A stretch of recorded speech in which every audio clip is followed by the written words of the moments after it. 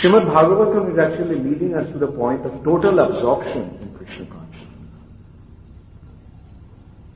So this one has to become completely absorbed in thinking about Krishna, which actually means that totally transporting our consciousness to that realm, to the spiritual sky, to Krishna. Now, what is our consciousness like?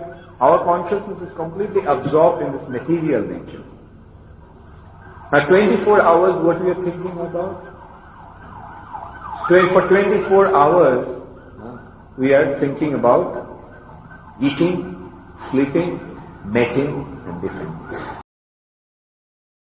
Saptaha means 7 days. So 7 days means actually that every day. So it's not that one should just study Srimad Bhagavatam for 7 days and then forget about it. No, actually it has been prescribed that Nityam Bhagavata Sevaya. Bhagavatam must be studied not only every day but all the